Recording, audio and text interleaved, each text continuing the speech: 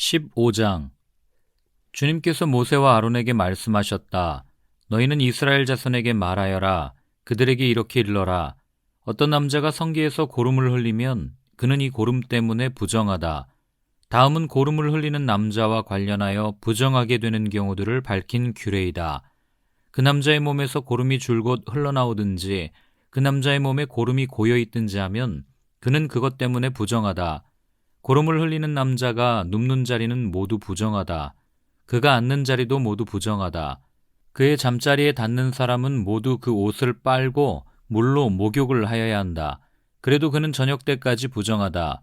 고름을 흘리는 남자가 앉았던 자리에 앉는 사람들도 그 옷을 빨아야 하고 물로 목욕을 하여야 한다. 그래도 그는 저녁 때까지 부정하다. 고름을 흘리는 남자의 몸에 닿는 사람들도 모두 그 옷을 빨고 물로 목욕을 하여야 한다. 그래도 그는 저녁 때까지 부정하다. 고름을 흘리는 남자가 뱉은 침이 깨끗한 사람에게 튀면 침 묻은 그 사람은 옷을 빨고 물로 목욕을 하여야 한다. 그래도 그는 저녁 때까지 부정하다. 고름을 흘리는 남자가 타고 다니는 안장도 모두 부정하다. 그리고 그 고름을 흘리는 남자가 깔았던 어떤 것에 닿은 사람은 누구든지 저녁 때까지 부정하다.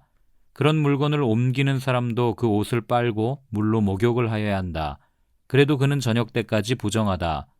고름을 흘리는 남자가 그 손을 물로 씻지 않고 어느 누구를 만졌으면 그에게 닿은 사람은 그 옷을 빨고 물로 목욕을 하여야 한다.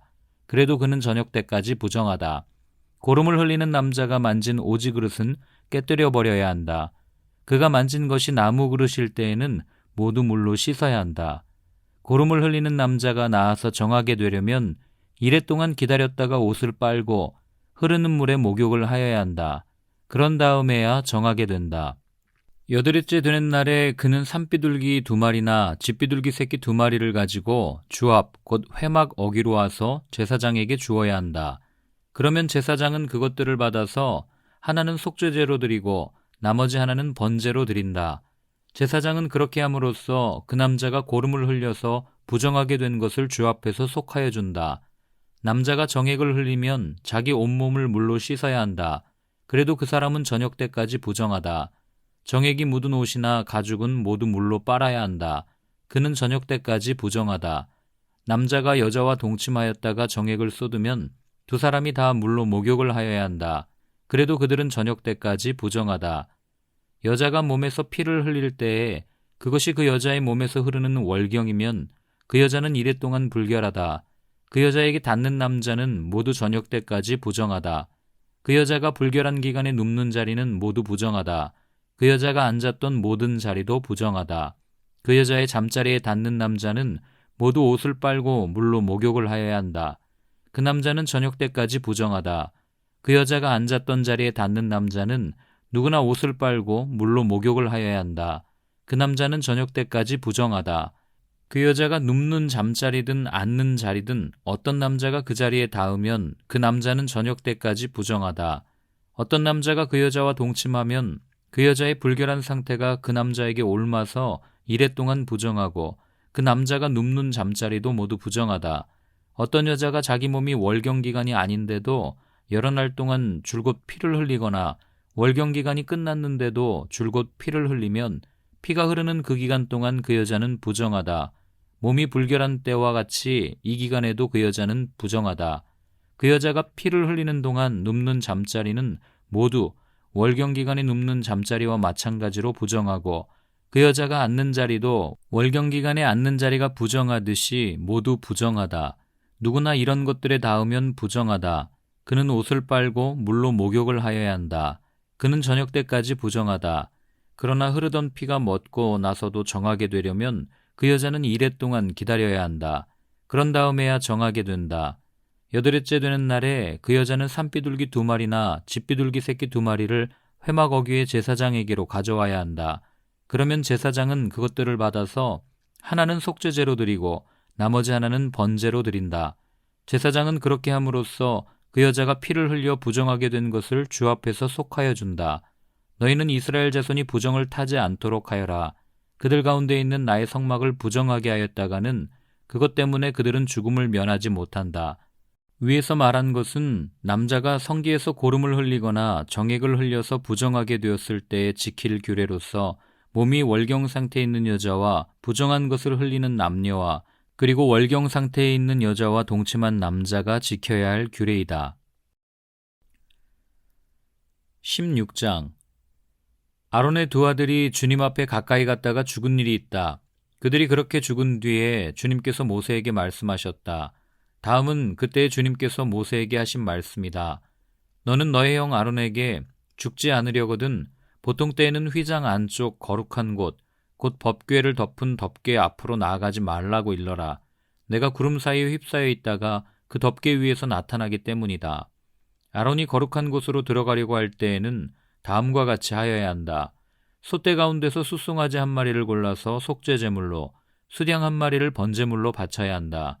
그는 모시로 만든 거룩한 속옷을 입고 그 안에는 맨살에다 모시로 만든 홑옷을 입어야 한다. 모시로 만든 띠를 띠고 모시로 만든 관을 써야 한다. 이것들이 모여서 거룩한 옷 한 벌이 된다. 그는 먼저 물로 몸을 씻고 나서 그 다음에 이 옷들을 입어야 한다. 그런 다음에야 그는 이스라엘 자손의 회중이 속죄 제물로 바치는 수렴소 2마리와 번제물로 바치는 수량 1마리를 받을 수 있다. 아론은 자신을 속하는 속죄 제물로 숫소를 바쳐서 자기와 자기 집안의 죄를 속하여야 한다. 또한 그는 수렴소 2마리를 끌어다가 회막 어귀에 주 앞에 세워놓고 그 수렴소 2마리를 놓고서 제비를 뽑아서 주에게 바칠 염소와 아사셀에게 바칠 염소를 결정하여야 한다. 아론은 주의 몫으로 뽑힌 수렴소를 끌어다가 속죄제물로 바치고 아사셀의 몫으로 뽑힌 수렴소는 산채로 주 앞에 세워두었다가 속죄제물을 삼아 빈들에 있는 아사셀에게 보내야 한다. 아론이 자신을 속하는 속죄제물로 숫소를 바쳐 자기와 자기 집안의 죄를 속하는 예식은 다음과 같다. 그는 먼저 숫소를 잡아 자신을 속하는 속죄제물로 바쳐야 한다. 그리고 주 앞에 제단에 피어있는 숯을 향로에 가득히 담고 또 곱게 간 향기 좋은 향가루를 2손으로 가득 떠서 휘장 안으로 가지고 들어가서 주 앞에서 향가루를 숯불에 태우고 그 향 타는 연기가 증거궤 위에 덮개를 가리우게 하여야 한다. 그래야만 그가 죽지 않는다. 그런 다음에 그는 숫소의 피를 얼마 받아다가 손가락으로 찍어서 덮개 너머 곧 덮개 동쪽 부분에 한번 뿌리고 손가락으로 피를 찍어서 덮개 앞에 7번 뿌려야 한다. 이어서 아론은 백성이 속죄제물로 바친 수렴소를 잡아 그 피를 휘장 안으로 가지고 들어가서 숫소의 피를 뿌릴 때와 마찬가지로 덮개 너머와 덮개 앞에 뿌려야 한다. 이렇게 하여 그는 성소를 성결하게 하여야 한다. 이스라엘 자손이 부정을 탔고 그들이 온갖 죄를 지었으므로 성소마저 부정을 탔기 때문이다. 그는 같은 방법으로 회막도 성결하게 하여야 한다. 부정탄 백성이 드나들어서 회막도 부정을 탔기 때문이다. 아론이 자기와 자기 집안과 이스라엘 온 회중의 죄를 속하려고 성소 안으로 들어가서 예식을 올리는 동안에는 아무도 회막 안에 있어서는 안 된다.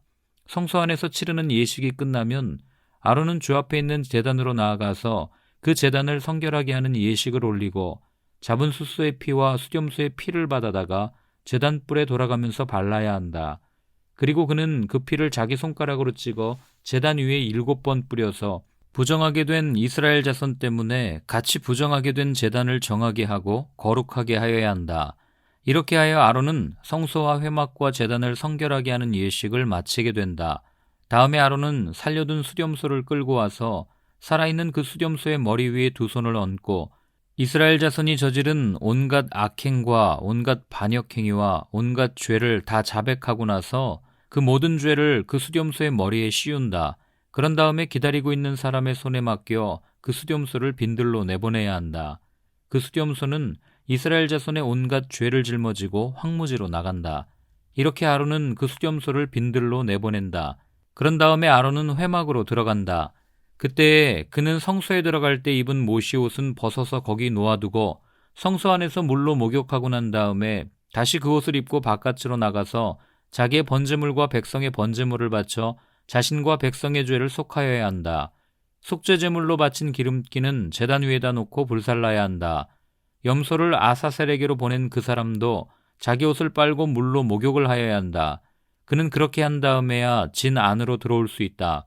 속죄제물로 희생된 숫소와 수렴소의 피를 가져다가 성소에서 죄를 속하는 예식을 마친 다음에는 그것들을 진 바깥으로 끌어내고 그 가죽과 살코기와 똥을 불에 태워야 한다. 이것들을 태운 사람도 자기 옷을 빨고 물로 목욕을 하여야 한다. 그는 그렇게 한 다음에야 진 안으로 들어올 수 있다. 다음은 너희가 길이 지켜야 할 규례이다. 일곱째 달 그 달 10일은 너희가 스스로 고행을 하는 날이니 아무 일도 하여서는 안 된다. 이것은 이스라엘 사람이거나 너희와 함께 사는 외국 사람이거나 다 지켜야 한다. 이날은 너희의 죄를 속하는 날, 너희가 깨끗하게 되는 날이기 때문이다. 너희가 지은 온갖 죄가 주 앞에서 씻기는 날이다. 이날은 너희가 엄격하게 지켜야 할 안식일이다. 너희가 스스로 고행을 하는 날이다. 이것은 너희가 길이 지킬 규례이다. 기름 부음을 받고 임명받은 제사장, 곧 그의 아버지를 대신하여 제사장으로 거룩하게 구별된 제사장이 속죄 예식을 맡는다. 그는 모시로 만든 거룩한 예복을 입는다. 그는 지성소를 성결하게 하여야 하며 회막과 제단을 성결하게 하여야 하고 제사장들과 회중 곧 모든 백성의 죄를 속하여야 한다. 위에서 말한 것은 너희가 이스라엘 자손의 모든 죄를 속하려 할 때에 한 해에 한 번씩 길이 지켜야 할 규례다. 이렇게 모세는 주님께서 분부하신 대로 아론에게 일러주었다. 17장. 주님께서 모세에게 말씀하셨다. 아론과 그의 아들들에게 그리고 온 이스라엘 자손에게 일러라. 이것은 나 주가 명하는 것이다. 이스라엘 집안에 속한 사람은 누구든지 소나 양이나 염소를 잡을 때에는 진 안에서 잡든지 진 바깥에서 잡든지 그것을 회막 어귀로 가져와서 주의 성막 앞에서 주에게 제물로 바쳐야만 한다. 그렇게 하지 아니하면 그 짐승을 잡은 사람은 실제로 피를 흘린 것이므로 죄를 면하지 못한다. 그런 사람은 백성 가운데서 끊어져야 한다. 그렇기 때문에 이스라엘 자손은 들판에서 죽이려고 한 짐승을 주에게 가져와야만 한다. 그들은 그 짐승을 회막 어귀의 제사장에게로 끌고 가서 주에게 바치는 화목제물로 그 짐승을 죽여야 한다. 그러면 제사장은 그 피를 회막 어귀에서 주의 제단 쪽으로 뿌린다. 기름기는 불살라서 그 향기로 주를 기쁘게 하여야 한다. 백성은 더 이상 그들이 잡은 짐승을 수렴수 귀신들에게 제물로 바치는 음행을 저질러서는 안 된다. 이것은 그들이 대대로 영원히 지켜야 할 규례이다. 너는 또 그들에게 다음과 같이 일러라. 이스라엘 집안에 속한 사람이나 그들과 함께 사는 외국 사람이 번제물이나 어떤 희생제물을 잡고자 할 때에는 그 짐승을 회막 어귀로 끌고 가서 주에게 제물로 바쳐야만 한다. 그렇게 하지 않을 때에는 그런 사람은 백성에게서 끊어진다. 이스라엘 집안에 속한 사람이나 또는 그들과 함께 사는 외국 사람이 어떤 피든지 피를 먹으면 나 주는 그 피를 먹은 사람을 그대로 두지 않겠다. 나는 그를 백성에게서 끊어버리고야 말겠다. 생물의 생명이 바로 그 피 속에 있기 때문이다. 피는 너희 자신의 죄를 속하는 제물로 삼아 제단에 바치라고 너희에게 준 것이다. 피가 바로 생명을 지니고 있기 때문에 죄를 속하는 것이다. 그러므로 나 주가 이스라엘 자손에게 이미 말한 바와 같이 너희 가운데 어느 누구도 피를 먹어서는 안 된다. 그뿐만 아니라 너희와 함께 살고 있는 어떤 외국 사람도 피를 먹어서는 안 된다. 이스라엘 집안에 속한 사람이나 그들과 함께 살고 있는 외국 사람이 사냥을 하여 먹어도 좋은 어떤 짐승이나 새를 잡았을 때에는 그 피를 땅에 쏟고 흙으로 덮어야 한다. 피는 곧 모든 생물의 생명이기 때문이다. 그렇기 때문에 나는 이스라엘 자손에게 너희는 어떤 생물의 피도 먹지 말라고 한 것이다. 피는 곧 그 생물의 생명이니 누구든지 피를 먹으면 나의 백성에게서 끊어진다. 저절로 죽었거나 야수에게 물려 찢겨 죽은 것을 먹은 사람은 본토 사람이든지 외국 사람이든지 자기 옷을 빨아야 하고 물로 목욕을 하여야 한다. 그 부정한 상태는 저녁 때까지 계속되다가 저녁이 지나면 깨끗해진다. 그러나 그가 옷을 빨지도 않고 목욕을 하지도 않으면 그는 죗값을 치러야 한다.